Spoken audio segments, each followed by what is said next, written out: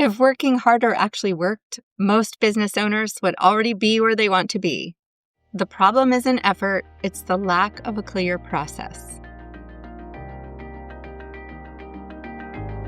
Welcome to the Outcome Academy podcast. I'm Ginny Seeley. I'm a business strategist and longtime process improvement expert, and I also co-own an appliance service business and a co-working space with my husband, Joe. So I understand what it looks like to juggle growth, leadership, family, and big dreams all at once. If you're a service-based entrepreneur or executive who wants to stop putting out fires and work on your business and build momentum with systems, smart marketing, and practical tech, you are in exactly the right place.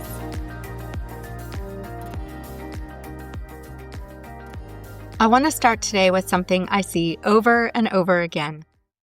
Business owners show up to networking events, masterminds, conferences, online communities, and it feels like everyone else has it all figured out. They're talking confidently about their plans, their goals, their big things they're building next. And meanwhile, you're thinking to yourself, I'm doing a lot, but I don't actually know if I'm doing the right things. Here's the part I want you to hear because it matters. A lot of that confidence you're just seeing is talk. Most of those people will leave that room, go back to their office, open their laptop, and spend the rest of the week reacting, answering emails, solving problems, handling whatever is loudest or most urgent that day. Not because they're incapable, not because they don't care, but because dreaming and talking about growth is the easy part. Executing at a high level consistently is hard. And the reason execution breaks down for so many smart business owners isn't lack of effort or ambition. It's this. They don't have an actual process for working on their business. So everything stays stuck in reaction mode. If that's ever been you, I want you to know you're not behind, you're just missing a framework. Let's agree on this one thing. If working harder actually worked, most business owners would be already where they wanted to be. The problem isn't effort, it's the lack of the clear process. Here's the real issue I see with smart, capable business owners. They are holding every single thing in their head. Ideas, tasks, client needs, team issues, marketing thoughts, future plans, that one thing they swear they'll get to next week. Sound familiar?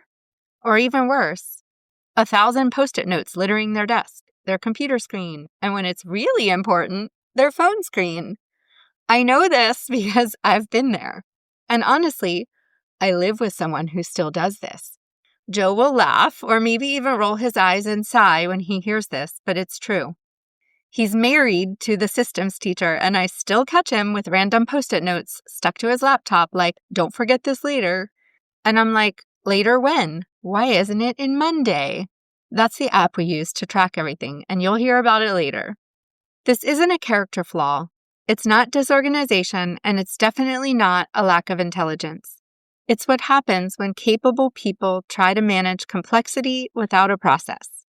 Because when everything lives in your head or on scraps of paper or scattered across your screens, your brain is forced into constant reaction mode. You're not choosing what matters most. You're responding to whatever is screaming the loudest. Think about that. You're not choosing what matters most to you or your business. You're responding to whatever is screaming the loudest. And over time, that creates overwhelm, decision fatigue, and that quiet feeling of I'm working all the time, but I'm not actually sure I'm moving the needle. If that sounds familiar, you're not alone. And more importantly, it's fixable. At Outcome Academy, everything we teach originally centered around one simple process: identify, prioritize, plan. And for a long time, that framework worked really, really well. It helped business owners get clarity, make better decisions, and stop feeling so scattered. But as we lived inside this work ourselves, and I coached more and more business owners, we realized something important. Clarity alone wasn't enough. Even great plans didn't always get executed. So this framework evolved. We added what we've come to understand is the most important step of all, the collaborate step. That insight has completely changed how we work, how we lead, and how we support others. And this year, that collaborate piece is rolling out in a fully revamped way as the Summit Club Mastermind. I'll come back to that in a minute because it's not just a nice bonus, it's literally the multiplier. But first, let's walk through the identify, prioritize, plan, collaborate framework in detail and see how it actually works in real life. Step 1, identify, the big brain dump. If you've ever been to one of my Outcome Academy big brain dump sessions, you already know how powerful this step is. I've done these live at the United Appliance Servicers ASTI conference, at the Professional Servicers Association conference, and every quarter with business owners in my mastermind groups. And every time, people are blown away. Because we don't just make a generic to-do list. We walk through 16 different areas of your business, and we do a full brain dump for each one. Team growth, team development, team engagement, your workspace, who you serve, how you reach them, how you deliver service, and more. 16 separate categories. It's wild in the very best way. People always say how much they love it, how exciting it is to get everything out of their head, and how fun it is when new ideas pop into their heads. That's the magic of identify. It pulls everything into the light so you can actually work with it. In step 2, we prioritize. This is where we go from reactive to proactive. Once you've done that kind of brain dump, prioritization becomes a completely different experience. In this step, we look at everything on our list and consider its impact, its urgency, and the amount of time it will likely take to get it done, and then we tag each item accordingly. Yes, this takes a little time, but the time saved is so much bigger. Because here's something important. Build the habit of doing this exercise regularly, especially at the start of each quarter, something shifts. You stop constantly reacting, because when you're constantly working on your business, fewer urgent things pop up. It's amazing. You're not scrambling as much. You're not always behind. You're anticipating instead of reacting. That's the difference between reactive mode and proactive mode. And honestly, that's what owning your outcome really looks like. Step 3 is plan. This is where we turn clarity into action. Once things are prioritized, it's time to plan. At Outcome Academy, we use and teach Monday.com, and we'll include a link to a quick tutorial video in the show notes so that you can see how we do this. But I want to be really clear. The tool matters less than the habit. If Monday.com works for you, great. If something else works better for you, also great. Just plan. Because ideas without a plan stay ideas, and priorities without a plan turn into good intentions.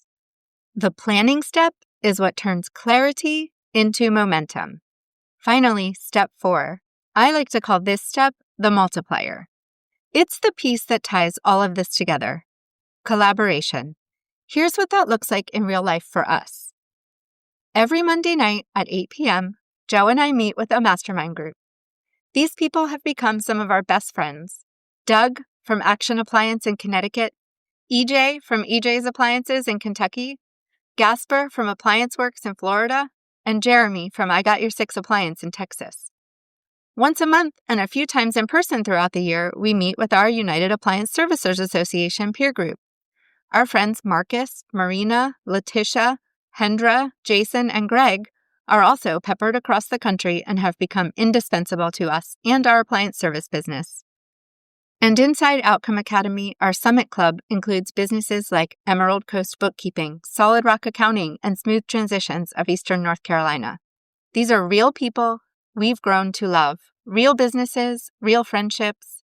They know what we're working on, they know why it matters, and when we don't do what we said we were going to do, they ask why. Not in a judgmental way, in a curious, supportive, accountability-driven way. And that changes everything. Collaboration turns plans into progress. It turns isolation into momentum. And it makes growth sustainable. You stop carrying everything alone. And that's magic. If you remember one thing from today, let it be this. You don't need more ideas. Am I right? You don't need more motivation. You're already motivated, or you wouldn't be here listening to this podcast. And you don't need to do this alone. I could shout that from the rooftops. Clarity comes from having a process. Momentum comes from having people. Invite a trusted few into your inner circle. Join a mastermind or peer group in your industry. Or grab a couple friends and decide to build something intentional together.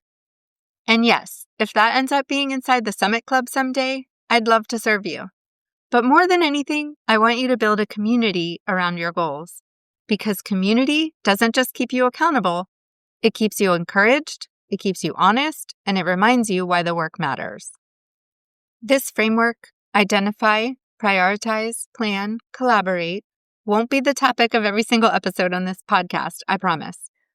But it is the lens behind everything we'll talk about here. Every strategy, every system, every leadership conversation. It will always fit into one of the 16 areas of your business, or our foundational practice of leading yourself with grace, care, and love, so that you can lead others well. And it will always come back to owning your strategy instead of reacting to your circumstances. That's what it means to me. It means so much to own your outcome. To own your outcome, you have to own your outcome. And that means that you have to own where you are right now. You have to own all the Post-it notes. You have to own the to-do lists. You have to own being behind. You have to own the stress. Because owning that means that you have control over it and you can change it. So I'm really excited for you. I'm excited that you got through episode 1, and I can't wait to see you in episode 2. From me to you, I promise. You don't have to have it all figured out. You don't have to be perfect. You just have to be willing to lead intentionally. That's what owning your outcome really means. As you think about this week, notice where this shows up in your own business. If you want to go deeper into this work, including the Summit Club Mastermind and other ways we support service-based business owners, you can explore everything at outcomeacademy.com. Thanks for listening, and I'll see you in the next episode.